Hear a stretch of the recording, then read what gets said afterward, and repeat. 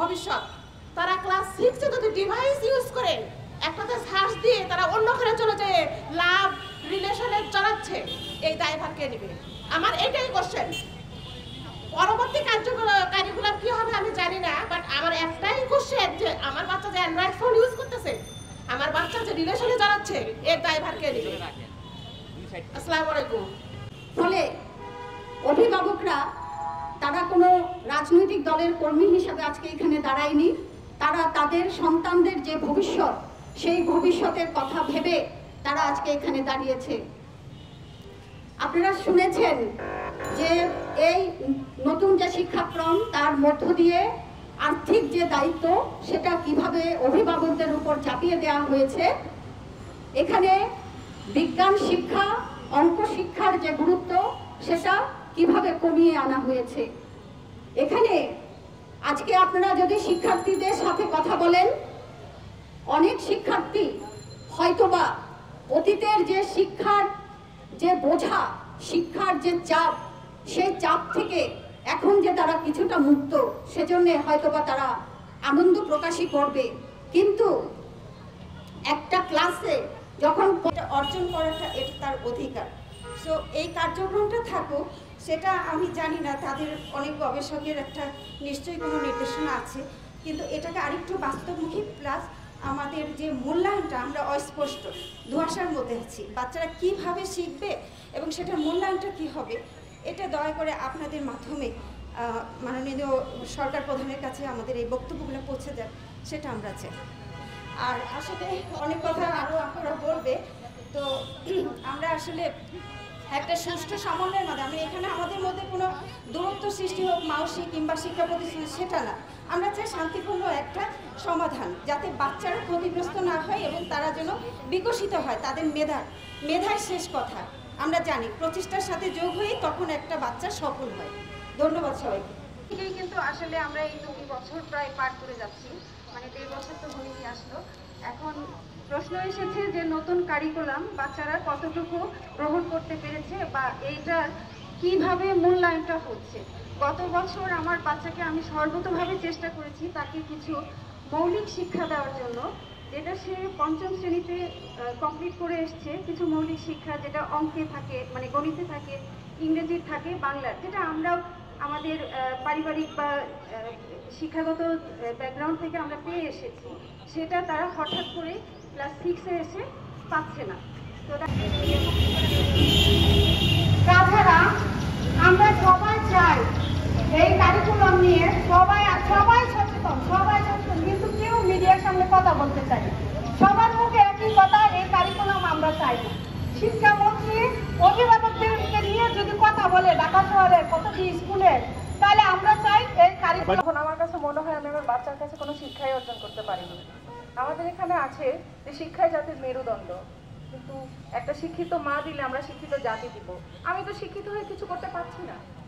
আমার বাচ্চাকে যখন আমি পড়াতে যাব তখন তো আমি পারছি না আমার বাচ্চাকে পড়াতে। আমার বাচ্চা কি শিখছে?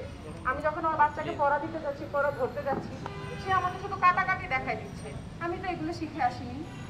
আমি কি শিখাবো আমার বাচ্চাকে? আমার মা বেশি পড়ালেখা না করলেও আমরা অনেক শিক্ষিত হতে পেরেছি, কিন্তু আমার বাচ্চাগুলো কি শিখছে? এগুলো কি শিক্ষা? আমি শুধু এটাই প্রশ্ন করছি সবার কাছে। আসসালামু আলাইকুম। হচ্ছে না, ট্রেনিং হচ্ছে না ঠিক মতো, টিচাররা বোঝাতে পারছেন, টিচাররা বলে দেয় গুগল থেকে শিখে নিও। এটা কোন ধরনের? তাহলে স্কুলে কেন পাঠাচ্ছি আমরা বাচ্চাদেরকে? স্কুলে পাঠালে স্কুল থেকে শিখে যাবে, গুগল থেকে কেন শিখবে? বাসায় যে সারাক্ষণ তাদের যে মূল্যায়নের ইনস্ট্রাকশনটা আসে সেটা আসে মোবাইলে। সমস্ত ইনস্ট্রাকশন, সমস্ত কিছু সম্পূর্ণ মোবাইলের উপরে ডিপেন্ড করে। তারা নিজেরাও জানে না যে পরের দিন তাকে কোন বিষয়ে কি করতে হবে। যখন রাত 1টা-1:30 বাজে একটা চলে আসে, নির্দেশিকা চলে আসে, সেটার উপর তাদেরকে রাত থেকে কাজ করতে হয় এবং পরবর্তীতে পরীক্ষায় বসতে হয়। এবং সে পরীক্ষা দিয়েছে 5 ঘন্টা। 5 ঘন্টা একটা বাচ্চা কিভাবে পরীক্ষা দিবে? এটা সম্ভব? 5 ঘন্টা? এ ধরনের অনেক সমস্যার সম্মুখীন আমরা হচ্ছি দেখেই আমরা আজকে এখানে এসে দাঁড়িয়েছি। আসসালামু আলাইকুম। এবং ক্লাস 3 পর্যন্ত এখানে পরীক্ষা তুলে দেওয়া হয়েছে। এই পরীক্ষা তুলে দেওয়ার কারণে শিক্ষার যে মান, আমাদের সন্তানদের যে ভাষা জ্ঞান, তাদের যে অঙ্ক শিক্ষা, তাদের যে বিজ্ঞানের উপরে যে জ্ঞান, সেই জ্ঞানে তারা যে দুর্বল হয়ে তারা যে পিছিয়ে থাকবে, এ কথাটা খুবই স্পষ্ট। ফলে উচ্চ শিক্ষার জন্যে তারা যদি কম্পিটিশনে যায়, সেখানে তারা জয়ী হতে পারবে না।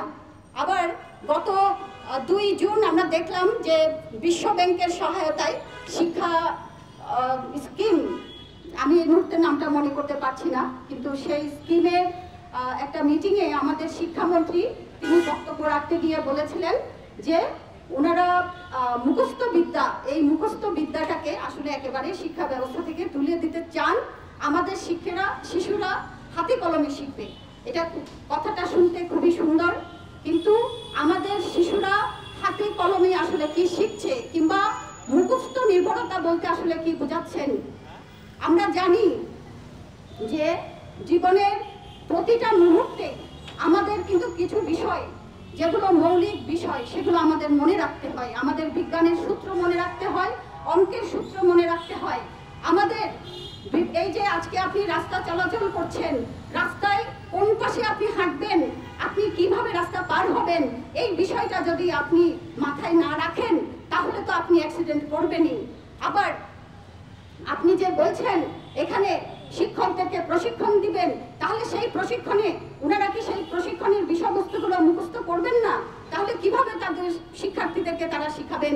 ফলে এখানে কিছু শুধু কথা নির্ভর কথা বলা হচ্ছে, যেগুলোকে হয়তো মানুষে শুনে মনে করছেন যে এখানে প্রগতিশীল একটা ভাব আছে, কিন্তু বাস্তবে আসলে তা যে নয়, তা আমাদের অভিভাবকরা প্রতি মুহূর্তে টের পাচ্ছেন। এবং আমরা জানি যারা এই শিক্ষাক্রম পাঠদান করছেন তাদেরও বেশিরভাগ অংশ তারা এটাকে গ্রহণ করতে পারছেন না। তারা হয়তো বা কোনো কথা বলতে পারছেন না, কারণ আমরা দেখছি যে শিক্ষাক্রমের যে প্রশিক্ষণগুলো হচ্ছে সেখানে বলে দেওয়া হচ্ছে এই পাঠ্যক্রমের বিরুদ্ধে কোনো কথা বলা যাবে না।